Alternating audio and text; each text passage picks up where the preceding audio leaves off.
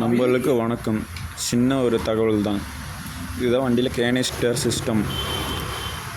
இதில் ப்ராப்ளம் ஆச்சுன்னா குழவி கூடு கட்டிடும். இல்லைன்னா அடைச்சி ஏதோ பவர்ஃப்ளோ ஓஸில் அதை அடைச்சிருச்சுன்னா பெட்ரோல் கீழே இறங்காது.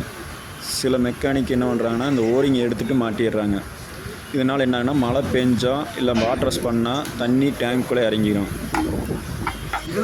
இப்போ வர பெட்ரோலில் எத்தனால் 20% மிக்சிங் ஆகி தான் வருது. தண்ணி லைட்டாக மிக்சிங் ஆனாவே அந்த எத்தனால் பெட்ரோலோட பிரிஞ்சு வந்துடும்.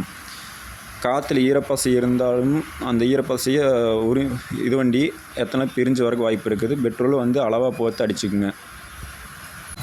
கேனிஸ்டர் ஓவர்ஃப்ளோ ஓஸ் ஏர் ஓஸில் ஏதோ அடைப்பு இருந்தால் அடைச்சா ஏர் பிடிச்சி மாட்டுங்க.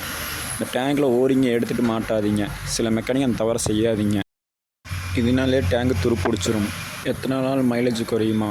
கண்டிப்பாக மைலேஜ் குறையும். 3% ஒரு 5% மைலேஜ் குறையும். ஆனால் அது பெருசாக உங்களுக்கு தெரிஞ்சுக்காது.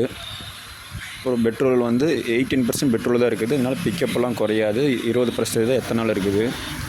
பங்க்கு நல்லா பங்காக மெயின்டைன் பண்ணுற பங்காக பார்த்து பெட்ரோல் போடுங்க. ஸ்பீடு பெட்ரோலும் எத்தனால் 20% கலக்க.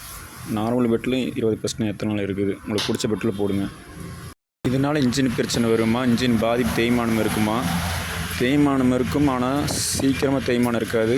ஸ்லோ பேசன் மாதிரி தான் தேய்மானம் இருக்கும்.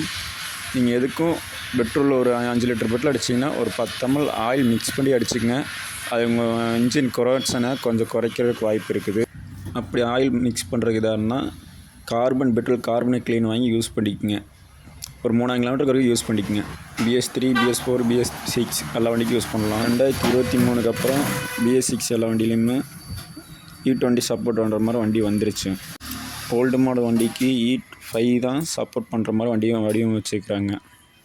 நன்றி, வணக்கம்.